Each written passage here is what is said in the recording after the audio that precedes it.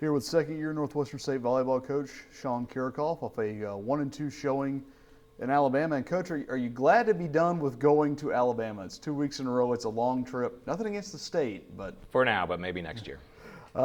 Another long one going a different way, heading west. I guess technically northwest this weekend, going to Tulsa. And at least for one member of your team, it's a trip home. Yeah, Madeline Drake is going to get to go home coming from Tulsa. It's going to be good for her. We're going to be able to stop by her parents and have some dinner and be able to kind of relax there for a little bit. So it's always good to be able to take somebody home. How do you, when you do that, I mean, you obviously face a battle of balancing emotions. It's great to be home, but how do you make sure Madeline doesn't get too high at that point? I don't know if there's a good way to handle it. You never know how somebody is going to take that situation. Like you said, I mean, some people can go out there and try to do too much.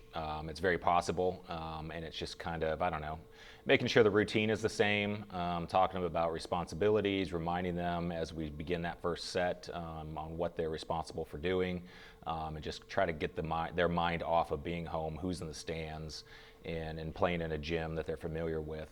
And just make them focus on the game. Another 2-gym weekend, I believe, or is it just at one? No, this is just in Reynolds Center. Okay, so just one.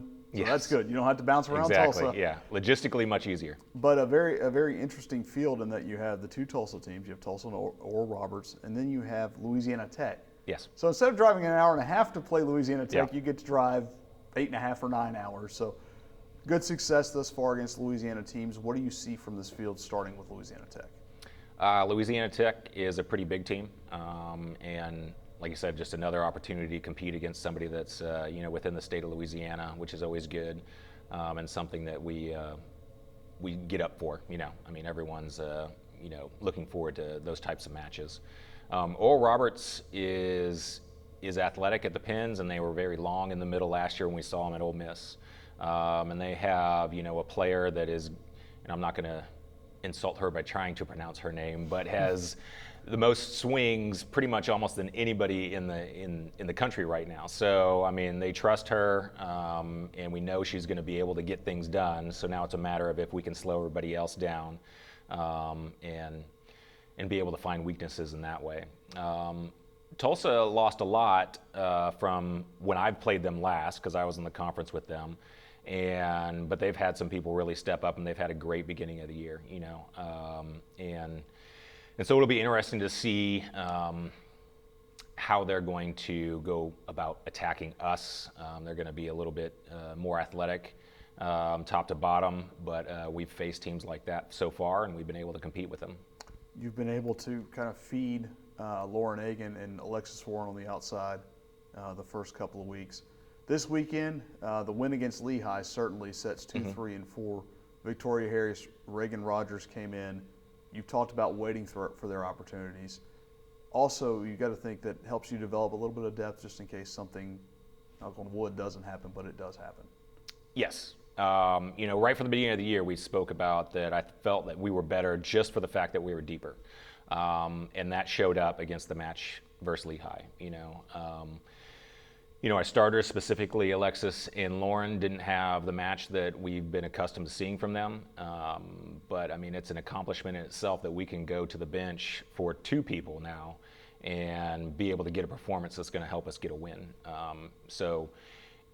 The Lehigh match wasn't the level of play that we've expected from the first couple weeks, but it's an accomplishment in itself, like I said, to be able to not play at your best and still be able to get a win. So we're happy about that. So you do carry a little bit of momentum going into this weekend, but and perhaps no one more so than Channing Burleson. She was 11th in the country in digs per set entering last weekend, had the most total digs. Probably a byproduct of those 6 matches in 5 days Yes. you went through. But she's been, I don't want to say a revelation because she was obviously good defensively from the outside last year, but the move from her to libero just seems to have stabilized your defense. It really has. She's been great there. She's a smart player. She can see how plays develop and I guess maybe tendencies and things that attackers do on a consistent basis and reads that and is able to pick those things up. And it's been great to have her back there to just kind of take care of her role and be able to expand that when necessary and get that consistency out of her.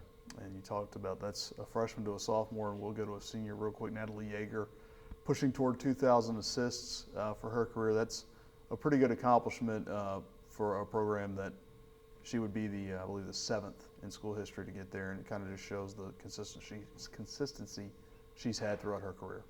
Yeah, she's been great, and it's not something that's always possible. She's been in a 6-2 situation to where that obviously takes away from your opportunities to get assists. So to be able to get a milestone like 2,000 when you've had a few years where you've played in a 6-2 is something to be proud of.